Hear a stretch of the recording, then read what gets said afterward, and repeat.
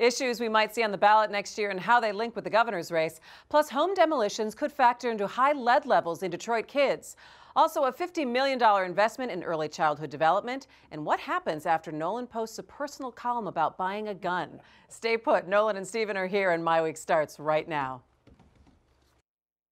Did you know Roush Enterprises was selected by Google to assemble a test fleet of 100 prototype self-driving cars in 2015. It also produced the new Domino's delivery cars. And speaking of Domino's, Domino's sells well over 2 million pizzas per day around the world, and half of their sales are digital. These are just some of the ways Michigan's pioneers started out as small companies with big ideas.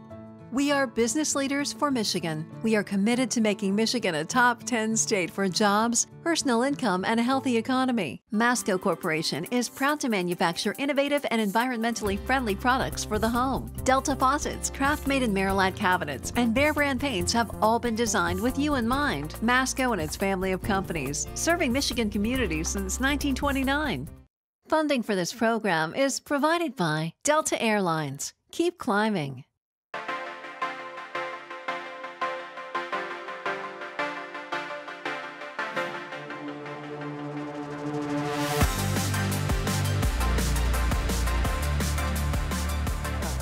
Hi there and welcome to MiWeek. Thanks so much for joining me. I'm Christy McDonald. A lot to get to this week, including a closer look at elevated levels of lead in Detroit kids and how that may be connected with the home demolitions in the city. We'll explore the numbers and what's being done with Bridge Magazine Detroit editor Joel Kurth. Plus, you'll see where $50 million is headed for Detroit kids and their families. It's another reminder of the powerful role foundations are playing. And what happened after Nolan wrote about trying to buy a gun? This is a pretty interesting story. But we do start with a political roundup of the number of issues that we could be seeing on the ballot in 18 and how that factors into the governor's race. Just this week, there were 5 candidates at a pro-pot legalization forum. Let's bring in our contributors, Nolan Finley, the editorial page editor of the Detroit News, and Stephen Henderson, the editorial page editor of the Detroit Free Press. Hey, guys, it's always good to see you. Coming for a holiday weekend. But I find it interesting, the number of proposals that we could be seeing on the ballots in 18, and you're pretty interested about where the money is coming behind all of these, Nolan. Well, that's always been sort of a pet peeve of mine. There are 9 ballot initiatives being circulated right now, 9 petition drives. Not all of them will make the ballot, but almost every single one is all of the petitions are being circulated by paid circulators. These aren't citizen initiatives. And the way our system of amending the Constitution works, if you've got a lot of money, you can buy enough signatures to get on the ballot. I'm not sure that's how it was envisioned when the Constitution was written. I mean, it was designed so that a citizen groundswell could work and develop to get an issue on the ballot, and the voters could then change it. Now, if you've got a pocket full of money, it doesn't matter if anybody's heard of your issue or not. Doesn't that illustrate the sad state of politics in general? Well, it does. I mean, it's similar to the idea of unlimited money in other races influencing things. The fundamental problem with that is that we have a court system that has erroneously equated money with speech, that there aren't reasonable limits on how you can use money in politics, and so it ends up perturbing all these things into things that they're not supposed to be.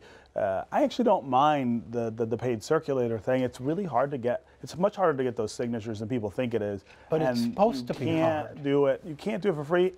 But it's supposed to be hard. The idea was that you to collect the signatures. Something. Why shouldn't you pay people to do it? The idea of this form of amending the Constitution was that the people would be so passionate about an issue that they would bond together and get the signatures to do this. But and not it should get be the hard. signatures. It should be hard. The Democratic part of this is the people who sign the petitions, not the people who circulate. And I have a problem with that as well, because in many of these cases, you have folks who are circulating these petitions who have no clue what the petitions do, mislead, are carrying 2 and 3 petitions at a time. This should be a citizens initiative, and too often it's not. Most cases it's not. Citizens initiative also to do your homework on what issues and what petitions you might be signing. I also want to, before we leave this, talk about how this connects with the governor's race coming in 18. I mean, you had a number of candidates at a pro-marijuana legalization forum, and that is getting a lot of traction. That also the part-time legislature petition possibly, and what is the one other nonpartisan redistricting? Oh, you've got several on there too. You've got a prevailing wage, a minimum wage, so you've got proposals from both the Yeah, but right what will be and the big left. issue that's going to connect into the governor's race? Do you think legalization of marijuana will be the one? Well, there's one? two ballot proposals on marijuana, and if they make the ballot, I think they will drive turnout. Hard to say these days whether it drives one party more than the other party, whether it gets libertarians and independents out. I think you have both. You have a minimum wage proposal that should drive Democratic turnout. I don't think Democratic turnout is going to be an issue in 2018. It just depends. I mean, we always start with a big flurry of petitions and proposals. They don't all make well, and the that's ballot. I mean, and that's part of the argument about this paying to circulate petitions. A lot of times, these petitions don't get enough signatures, and they don't end up on the ballot anyway. I mean, the idea that there's some problem with paying circulators, I think, is not played out in the number of actual proposals we see. We've had 1 year where we had a ton of proposals. And we could be headed to that this year because there's a lot of money behind these things. I mean, my just whole feeling is if you're going to have a citizens initiative, it should be a true citizens initiative. And the redistricting proposal, as much as I'm sort of skeptical of it and where it comes from, those are citizens circulating it. That they don't have a single page. Bipartisan too. Maybe. They don't have. So you think well, you've got 8 of the 10 board members who are Democratic donors. Yeah, but a lot of the people who are working on that are. But the reason it's Democratic in this state, if you go to a state like Maryland, the people who are working on redistricting are Republicans because they're the ones drawn out of the map. These are Democrats guiding this. Yeah. Well, because they've been drawn out of the map. Well, you know what? Let's get to our big story this week: the high levels of lead in Detroit children. We've spent a lot of time concentrating on kids in Flint because of the water supply switch that impacted an entire community. But the fact is that lead levels in Detroit kids are rising after years of decline. Here are some of the numbers from Bridge Magazine this week. The percentage of kids 6 and younger with elevated lead levels went from 6.9% in 2012 to 8.7% in 2016. And while there are many reasons that can contribute to this, the Detroit Health Department did say there is a link between the rising levels and the number of housing demolitions in the city, which can spread lead dust from house paint. Now, according to the city's former health director, the demolitions may be blamed for 2.4% of kids with elevated lead levels, or about 200 kids in this 4-year time frame. Bridge Magazine Detroit editor Joel Kurth shared more data behind the report, plus what the city plans to do now. How did you initially find this link between Detroit demolitions and elevated lead levels in kids in the city? Well, as you know, the decrease of lead poisoning in America is one of the great success stories of public health in the past 50 years. Mm-hmm. And we'd been looking at some data that showed that, it's been steadily decreasing statewide for 20 years. And we started seeing an uptick in Michigan for the first time in I think 18 years. And we started asking questions why, and we came across this study that I'd never heard about, no one really ever seemed to hear about, that showed from the city's own health department, that showed that there is an elevated risk of lead poisoning if you live, in close proximity to a housing demolition. And it seemed, very startling that there would be such a risk for something that is generally perceived as a public good, which is knocking down these attractive nuisance homes. And at an accelerated level, as it has been over the last 4 years. Well, right, and I think that's the other concern, is that there is a narrative that's developed between, there's a grand jury investigation into the program for the contracting. There's been some concern over asbestos removal, and it fits into a narrative that perhaps the city was so eager to have a success in tearing down tons of houses that maybe they did not do everything that they could have to mitigate the risks. So given, though, the difficulty of pinpointing exactly where the lead exposure can come from, can they really say with 100% certainty, even the health department, the city's own health department, that some of the lead levels have been caused by those demolitions? I'm not an epidemiologist. The report is pretty thorough. There's 50,000 kids. And it said that there is an elevated risk. Well, there's definitely correlation. There's debate as to whether or not there's a causation. But it seems as though that what happens when you demolish a house is this cloud of smoke comes up and it releases these lead vapors that can get into kids' lungs. And so there's definitely enough that the city acknowledges that they should be doing more. There's 18 recommendations that came out last February. The city has done about 9 of them. And there's considerable debate about whether or not they acted quickly enough to make it safer. In one of the sources of your article is the former health director, Dr. Abdul El Sayed, who's now actually running for governor, and he left. He did say that he thought that the city should be doing more. You referenced the fact that they are rolling out some more new things. What is the city exactly doing to try to combat this? The city has a text messaging program where you basically put in your address and they will tell you when, when there's a demolition coming up. That got rolled out this week. The city has also changed a lot of protocols in terms of the demolitions. It's very technical, but essentially they're adding another layer of hosing down houses.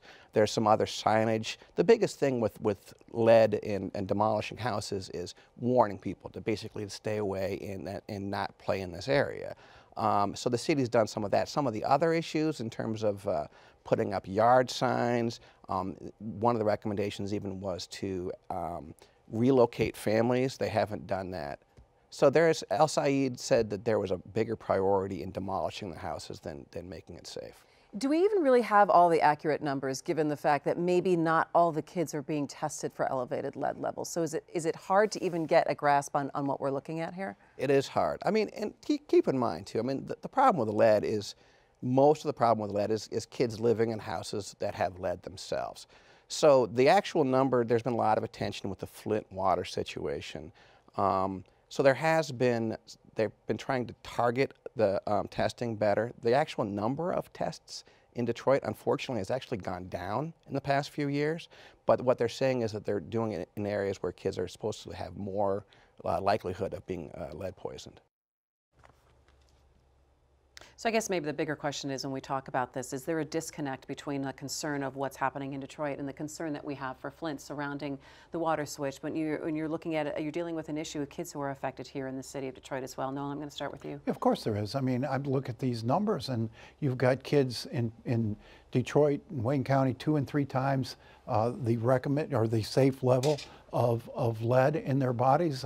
It's about the same as it was in Flint during that water crisis. I don't know if the percentage of kids is as high, but it is a big number. And you think about how we reacted there. It was the crisis of the century, and you had all these people coming in and all the attention and the activists. You've got this going on now in Detroit and other places around our state. Kids are being saturated in lead. Why today aren't we stopping every demolition until we figure out how to protect these children? And I think that it's interesting. I think there might be 2 tracks, though, in terms of the lead exposure and where that comes from, and because it is so hard to pinpoint exactly what the lead exposures come from, and then the small part of it that may be attributable to the demolitions. Is the city responding, do you believe, Stephen, in the way that they should be? I mean, you always want them to do more, right? I mean, this is not a thing you want to play around with or take chances with. Lead exposure, we know what it does to children. There is a big difference between what we're talking about here and what we're talking about in Flint. In Flint, the entire population of the city was exposed to lead poisoning through the water supply. That's not the same as kids living in a Detroit neighborhood where there may be a demolition that includes lead that wasn't properly abated, and so that it ends up in the air. We're doing 1,000 demolitions a month. Who's not living in one of those neighborhoods? But there are a lot of neighborhoods where there are no demolitions taking place, and one of them is the neighborhood where I was born, over on the west side, where there's no money for demolitions over there. And so it is different in the scope of the potential problem, but the problem itself, as Nolan points out, is the same, which is that if you're a kid and you're exposed to this stuff, particularly repeatedly, you end up with these complications that we're all really familiar with. So what did we learn from Flint? When Flint, we lacked a crisis response, an urgent response. I don't see an urgent response here. Sending out, having a place where you can text message to find out if there's a home. I don't think that's going to work in many places. I don't think it's going to work at all in Detroit. I mean, we've got to figure this out. There's also a question about how safe could it ever be to take down a house that has lead in it, right? There's incredibly complicated protocols that you have to go through to meet the environmental regulations to take these houses down. It's not just lead mercury, asbestos. There's all kinds of stuff in these old houses, and you are supposed to spend the time and the money. And the money. That's what I was going to say. And this is a resource question as well. And so when you talk about having to do those sorts of things, and we talked about the problems of how much a lot of these demolitions have cost, that maybe that is also that's also a factor. So what does Flint cost us? Look at the hundreds of millions of dollars. It's going to be over $1 billion. I mean, remediation is going to cost a lot of money if there is some sort of civil rights suit followed, class action suit filed over these demolitions. It's going to cost a lot more than the few thousand extra dollars. Causation is still, as Joel Kurth said, a question mark. There's a correlation, and that doesn't mean that this is being caused by these demolitions. And I think we get out in front of ourselves. What are we doing to try to figure out what is causing? Well, and I think that's up to the city of Detroit. And obviously, in this report that was put out, where it did kind of flag demos as a possible cause, was put out back in about February or March. And so the city has had some time to come up with these recommendations, and we'll see how many as they go forward. And it's not 1,000 demos a month. It's I mean, it's 12,000 over a year. No, it's 12,000 over 4 years is what. Oh no, we're going at a much faster pace than that. No, you can't. You can't. It was 12,000 demos over the first 4 years of the Duggan homes. It's still a lot of houses. The city boasts about how many they. I mean, if there's a chance that it's poisoning these children, we need to figure it out. The response. I mean, you look what happened with Flint and people holding up jugs of brown water, and everybody saying, we're not sure, we don't know. Right. And we dawdled and dawdled until a lot of kids were affected. And the city is moving forward. They're putting in some action plans in place. Let's see what more that they do. And we will have a link to Bridges coverage at MiWeek.org. All right, big announcement this week on early childhood investment in the city. The Kellogg Foundation and the Kresge Foundation are pledging $50 million to improve the lives of Detroit children. It's part of the Hope Starts Here initiative, focusing on improving early childhood programs and helping families get more access to them. It also shows the increasing investment and the power foundations are taking action in the city to make fundamental change. First, a look at the investment. We know that early childhood education is something that's vital, it's critical, and it will create the future success of our children and the city of Detroit. We all know that a framework is just the first step. We have to translate its far-reaching, its smart, and its practical recommendations into tangible, powerful action. And that is exactly what we intend to do. The announcement of a $50 million investment from the Kellogg and Kresge Foundations for early childhood intervention for Detroit kids is all part of a 10-year coordinated plan focusing on support for families. The funding will be used on a range of needs, from building an early childhood center to fixing existing facilities, increasing wages for caregivers, establishing a cohesive advocacy network, and connecting families to needed services. The three major strategies that we are looking at is working with the state and local partners to improve the quality of formal and informal care settings. You saw that in the imperatives. We will invest in programs and initiatives that provide training and support for child care teachers, staff, and enhance staff salaries, benefits, and incentives.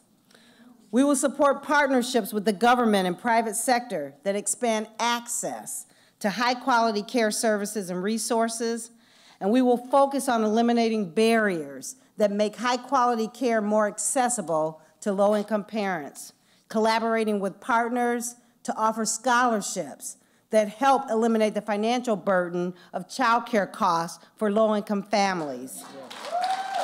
This is the beginning, but can go a long way to supporting parents and children that can translate to success once they get to school. In Detroit or throughout the country, we don't have an achievement gap. We have an equity gap. We have an equal opportunity gap. We have a resource gap. That's what we have. And for decades, we've been blaming children and parents in neighborhoods and communities and not really calling out that we have an equity issue. We have an equal opportunity issue. And when we invest in early learning, we invest in creating the foundation so that our children can have an equal opportunity to compete in a very competitive and frankly unjust world. Now, $50 million, that's a staggering amount of money and resource. That, but I think what is really important coming out of this, and Stephen, let me start with you first, is the coordination also of some of the services that you're going to be seeing in the city of Detroit with the Kresge and the Kellogg Initiative. Yeah, no, I mean, we've made some real strides on this issue in recent years. I mean, there are more providers, there's more access than there was before, but we're just nowhere near where we need to be, and some of it is about that coordination. One of the interesting developments here is that move by Kresge to join. I mean, Kellogg has been in this space for a really long time, and this is one of their sort of pillars. Kresge moving in with them, I think, adds another sort of heavyweight to the conversation, and in a big way. I mean, not a small move on their part. And what I would hope comes out of that is, again, a more strategic effort to make sure that access to these things is what people have. I mean, there's entire parts of the city where you don't have any access, but then there are some parts where things have gotten a lot better. You want to even that out, I think. You know, Nolan, and it's also this really big picture. If you step back and take a look at, again, foundations stepping in the city of Detroit with major resource saying, all right, we have the ability to impact change, especially in the early childhood arena. Well, I mean, we've talked about this, the shift now towards the neighborhoods of the foundation's attention. You know, they've put a lot of money into downtown redevelopment, downtown projects, Q Line, Riverfront, other things. Now you're seeing that money going into neighborhoods. And,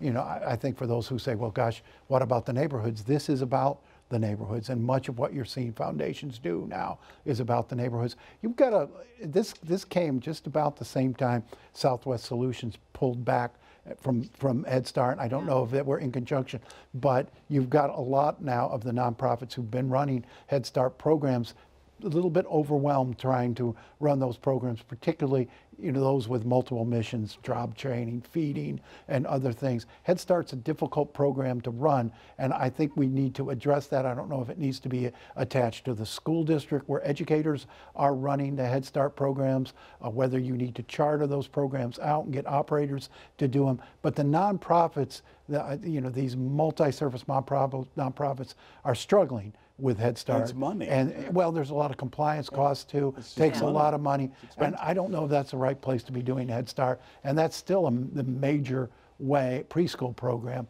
for Detroit children. For a lot of kids, and also taking that resource to be able to pay staff, to pay the best staff that you can get, and which really does make a difference when you're talking about early childhood. Yeah, no, you can't just set up a quote-unquote preschool and call yourselves providing early ed, the kind of early ed that will matter. And you think about the profound deficits that a lot of these kids come into the programs with. You really do need high-caliber programming. I think that was the thinking behind handing it to these nonprofits, was that they would be able to coordinate that better. But it turns out that it's terribly expensive. It should be part of the school district so that it's seamless, so that the kids in these 3- and 4-year-old programs are going into kindergarten then in a program. But the federal money for it won't offset the cost for the school district, just like it wouldn't for the nonprofits. You still need some added support. And I'm not sure if school districts can run Head Start, but if they can't, the law should be changed to allow them to, because these nonprofits, I don't think are equipped to get it right. Well, because it definitely impacts how those kids walk into the classroom, into a kindergarten classroom, into a district. All right, well, you know, finally tonight, an experience buying a gun put Nolan in a bit of a weird situation, and he wrote about it in the Detroit News. The headline was, "I set out to buy a gun, but got a lesson instead." And this is really interesting, because you actually told us the story before. Yeah, I wasn't going to write about it. The more I thought about it, you know, particularly in light of the conversation after the shooting in Texas, the more I thought it might be relevant. You know, I went in because, you know, there's a lot of, I think, misconceptions about the process of buying a gun. You know, a lot of people think you just go in and it's like putting donuts in a cart at the supermarket. You walk out. You know, I went in, saw a shotgun I wanted on sale in the Sunday flyer in the newspaper, went to the store, looked at the gun, decided, yeah, it's a good price, good gun, I wanted it. Then I went, they directed me over to fill out the federal forms on a computer. And this was just the most crazy setup. The keyboard was underneath here. And of course, Long story short, Nolan has a very short fuse with technology. You know, who doesn't? You've got 1 minute left, Nolan. And so, you know, I'm getting increasingly frustrated and agitated. In the end, the guy said, we're not comfortable selling you this gun. You're too agitated. Price saved my life. I want to know. That's who he was buying the gun And so for. I stormed out, you know, I stormed out all mad about my Second Amendment I want to know rights. what but the he reaction did the right was. thing. Yeah, they did the right you know, thing. But what was the reaction you know, to that? A lot of people said, well, I'm glad you wrote it because it does show that there is a process and there is some responsible people selling guns. You know, we live in a very humorless, self-righteous society now. So a lot of people are like, whoa, you shouldn't even be able to walk around in society. You know, it's that same typical response you get today with everybody so self-righteous and smug and judgmental. But it was interesting. Quite it was an fun. experience. The response was as fun as writing it. That was quite an experience. All right, well, thanks for sharing that one. Okay, guys, that is going to do it for us. We are always surfing around on social media, so connect with us on Facebook and Twitter at MiWeek. Have a great week. We will see you back here next Thursday. Take care.